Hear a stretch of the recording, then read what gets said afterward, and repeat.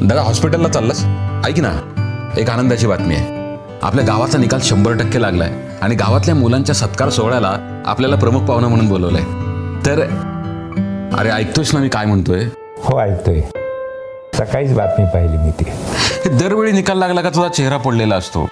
यावेळी तर निकाल 100% लागलाय, तरी तू उदास का असतोस मला खरंच कळत नाही. दरवर्षीच आपला निकाल अत्यंत चांगला लागतो रे, पण दुर्दैवाने आपली मुलं उच्च शिक्षणाकरता दिसत नाहीत ही खरी शोकांतिका आहे. आणि याला 3 कारण आहेत. एक म्हणजे या विद्यार्थ्यांना त्यांच्या सभोवतालच्या माणसांनी घातलेली विज्ञानाबद्दलची भीती.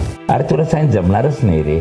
तुझ्या माझ्यासारखा एखादा दादा, मामा, काका स्वतःची इमेज वाढवायला त्यांना एखाद्या कंपनीत नोकरीला चिटकवतो आणि शिकण्याच्या वयात ही मुलं पैसे कमवायला लागतात.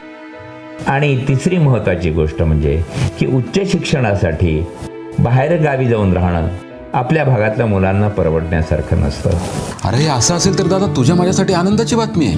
डॉक्टर बाळासाहेब सावंत कोकण कृषी विद्यापीठ दापोली संलग्न BTech, biotech, foodtech, college of agriculture म्हणजे एवढं शासनाच्या नियमात असणारं एवढं मोठं कॉलेज अरे आपल्या महाडपासून हाकेच्या अंतरावरती मोपरे आचोळलीमध्ये आहे. म्हणून म्हणतोय आपण सोहळ्याला जाऊ. बघ, प्रमुख पाहुणा म्हणून तुला बोलायला संधी मिळेल, मला बोलायला संधी मिळेल. आपण जनजागृती करूयात ना. आपल्या घरच्या भाकरीवरती आपल्या जागेवरती मुलांना शिकायला मिळू दे की. ऐक ना, जाऊयात ना आपण. ते ऐकतोयस ना? अरे हो बाबा, मला हॉस्पिटलमध्ये इन्फॉर्मेशन तर देऊ दे खरं. कोकणाची माती हळवी गोड नाती सौंदर्याचा तो खजिना.